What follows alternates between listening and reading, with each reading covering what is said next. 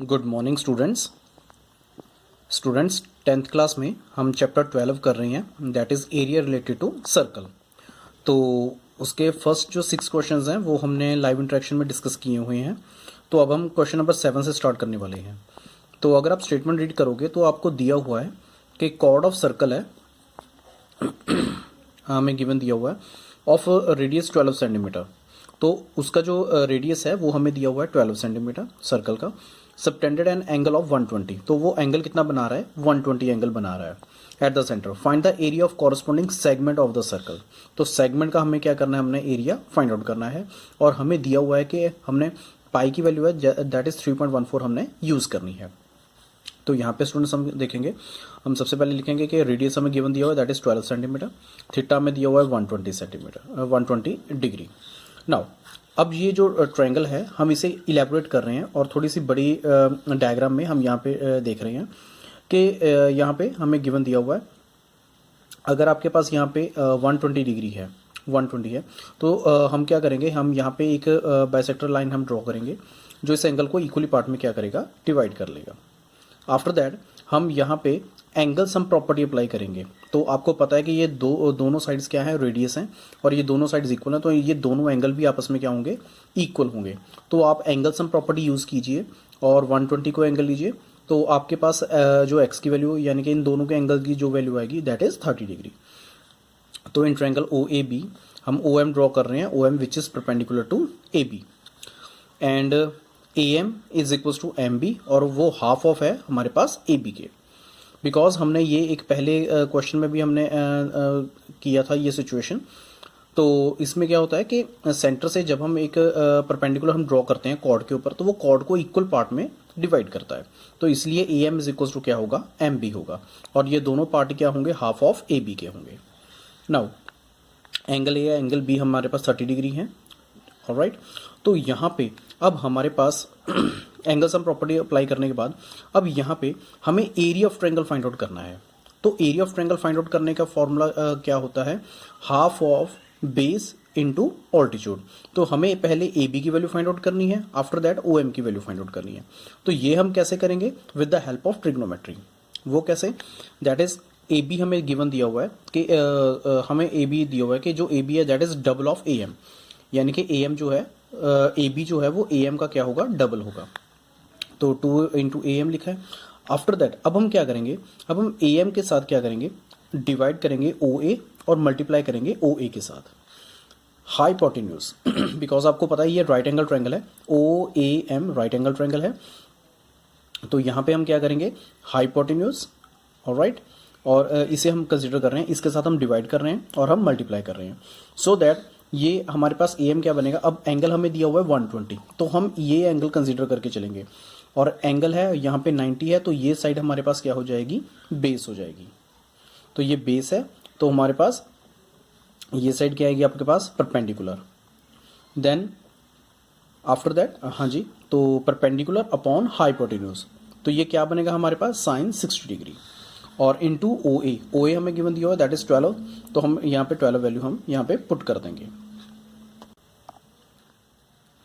यहाँ पे आप साइन 60 की वैल्यू पुट कीजिए दैट इज √3/2, सॉल्व कीजिए तो आएगा 12/3 सेंटीमीटर। नाउ आफ्टर दैट अब हम ओ एम की वैल्यू फाइंड आउट करेंगे। तो ओ एम में फिर से हम क्या करेंगे? ओ ए दैट इज हाइपोटेन्यूज, इसे हम मल्टीप्लाई और डिवाइड बोथ साइड कर देंगे। तो अब हम यहाँ पे अगर आप कंसिडर करोगे तो आप देखोगे कि O M upon O A that is, because O M को हमने क्या कंसिडर किया हुआ है? बेस। तो यहाँ पे आएगा base upon hypotenuse that is cos 60 degree, और cos 60 की वैल्यू पुट करेंगे दैट इज 1/2, कटिंग कीजिए तो हमारे पास क्या आएगा? 6 सेंटीमीटर आ जाएगा। Now area of segment that is equals to area of sector minus area of triangle AOB। So area of sector theta upon 360 into pi r square minus half of area of triangle, half of base into altitude AB into OM। तो हमने AB और OM की values find out की है, वो हम यहाँ पे पुट कर देंगे। आफ्टर दैट यहाँ पे R की वैल्यू थीटा पाई 3.14 हम यहाँ पे पुट करेंगे। आप इसे सॉल्व कीजिए, माइनस कीजिए, एंड में आपके पास आंसर आ जाएगा। नेक्स्ट हमारे पास 8th क्वेश्चन दिया हुआ है, हमें एक स्क्वायर पार्क दिया हुआ है, स्क्वायर शेप ग्रास फील्ड है जिसकी जो साइड है that is 15 metre all sides are 15 metre. तो यहाँ पे एक कॉर्नर पे एक हॉर्स को उन्होंने टाई अप किया हुआ है with the help of rope, और जो रोप है तो वो है 5 मीटर लॉन्ग रोप है। तो जो हॉर्स है वो 5 मीटर जितना ही एरिया वो कवर करता है और वो उतनी ग्रास खाता है। तो हमें फाइंड आउट करना है कि वो कितना उसने पार्ट ग्रेज किया। तो अगर आप ध्यान से देखोगे स्टूडेंट, यहाँ पे कॉर्नर पे वो बंधा हुआ है और यहाँ पे इतना पार्ट जो है वो कवर कर रहा है, तो ये it is a form of sector and having angle 90 degree. तो रेडियस जो होगा वो कितना, जो जितना वो आर्क कवर कर रहा है वो उसका रेडियस क्या होगा 5 मीटर, बिकॉज ये लेंथ ऑफ रोप है। तो रेडियस हमारे पास 5 मीटर आ जाएगा, थीटा हमारे पास 90 आ जाएगा, और आप एरिया ऑफ सेक्टर जो है वो इजीली फाइंड आउट कर सकते हो। नेक्स्ट उन्होंने सेकंड पार्ट में बोला है कि अगर उसकी जो रोप है वो 10 मीटर अगर हम 10 मीटर अगर हम कर दें, तो यहाँ पे सिर्फ रेडियस चेंज होगा, थीटा वगैरह एज इट इज रहेगा। एरिया आप फाइंड आउट करोगे तो आपके पास आएगा 78.5 मीटर स्क्वायर। तो उन्होंने ये पूछा कि हाउ मच जो है एरिया इंक्रीज हुआ है। तो आप क्या करोगे, न्यू एरिया में प्रीवियस जो एरिया था वो आप माइनस करोगे तो आपके पास आंसर आ जाएगा। नेक्स्ट क्वेश्चन नंबर 9 हमें दिया हुआ है, हमें एक डिजाइन दिया हुआ है which is made up of silver wire, और वो एक सर्कुलर शेप बना रहा है जिसका जो डायमीटर है दैट इज 35 mm। तो डायमीटर हमारे पास 35 mm होगा, तो रेडियस हम क्या लेंगे 35/2 लेंगे। तो wire is also use to making 5 diameter which divide the circle into 10 equal sectors. तो यहाँ पे जो वायर है वो सिर्फ सर्कल के अराउंड ही नहीं है, वो बीच में भी क्या कर रही है, वो 5 डायमीटर्स वो बना रही है, जिससे कि हमारे पास 10 जो इक्वल सेक्टर हमारे पास बन जाएंगे। नाउ सबसे पहले हम इसके फाइंड आउट करना है हमने कि total length of silver wire कितनी यूज होगी। तो सबसे पहले हम इसके सर्कुलर पार्ट की हम बात करेंगे। तो सर्कुलर पार्ट के लिए हम क्या करेंगे, perimeter of circle find out करेंगे, that is 2πr। Values put कीजिए तो आपके पास आंसर आएगा 110 mm।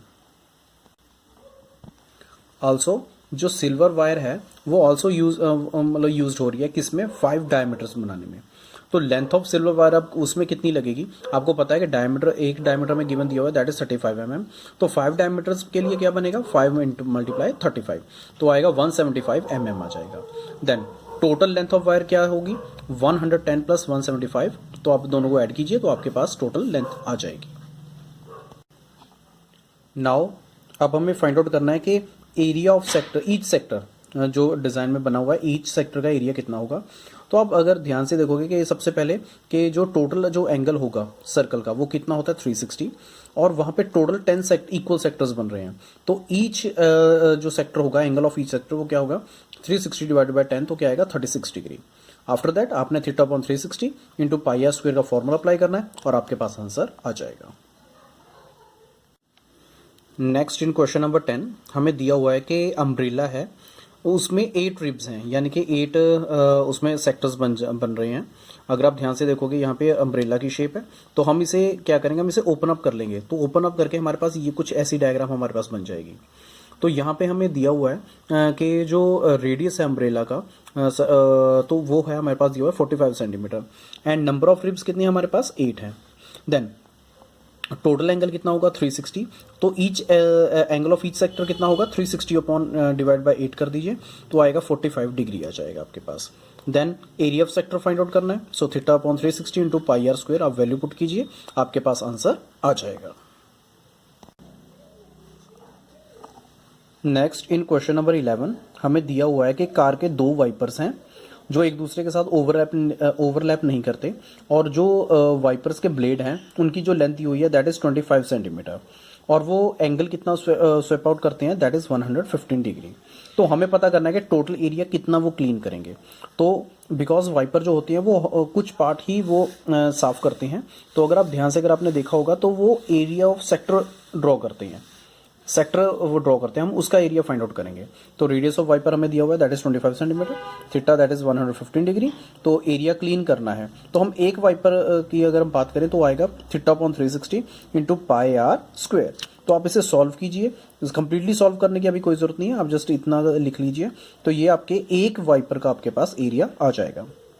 तो अगर आपने दोनों वाइपर्स का एरिया फाइंड आउट करना है तो हम क्या करेंगे 2 के साथ इसे मल्टीप्लाई कर लेंगे। Then students total area clean by 2 wiper, तो हम क्या करेंगे, इस एरिया को 2 के साथ मल्टीप्लाई कर देंगे, तो 2 के साथ 36 की कटिंग हो जाएगी। आफ्टर दैट आप इनकी फर्दर कटिंग कीजिए तो आपके पास आंसर आ जाएगा।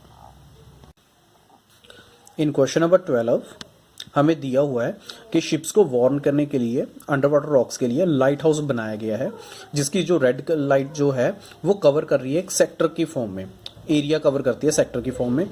और वो जो सेक्टर है तो उसमें वो एंगल कितना बनाता है 80 डिग्री, और वो कितने डिस्टेंस तक जाता है, दैट इज 16.5 किलोमीटर।